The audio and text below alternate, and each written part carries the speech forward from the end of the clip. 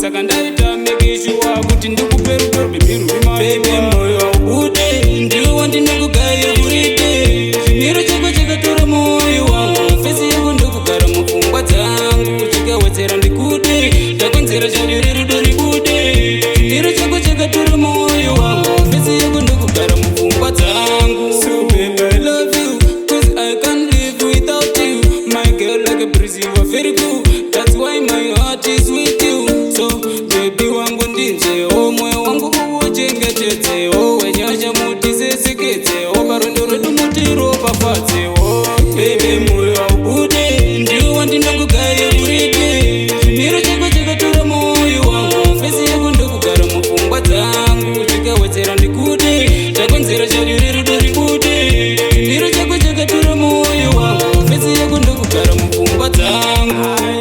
Mwana unodiwa iwe chichingaite ndikusiye iwe anesi ukachita iwe mafayamani bebi anokuita iwe ingoma inoti pangu bati pafia bebi iwe ndiwe mbabvu yangu chimama changu maive vana vangu uri zvese zvangu wakaba mwoyo wangu bebi moyo aubude ndiwe wandinongogaya urite chimiro chako chakatora moyo wangu fesi yako ndokugara mupfungwa dzangu chikawedzera ndikude ndakonzera charire rudo ribude chimiro chako chakatora moyo wangu fesi yako ndokugara mupfungwa dzangu. So baby I love you cause I can't live without you.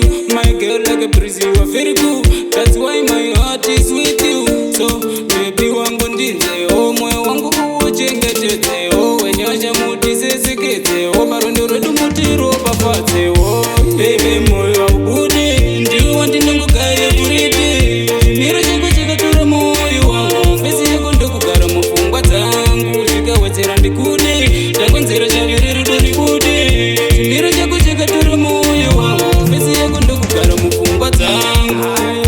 Mwana unodiwa iwe chichingaite ndikusiye iwe anesi ukachita iwe mafayamani bebi anokuita iwe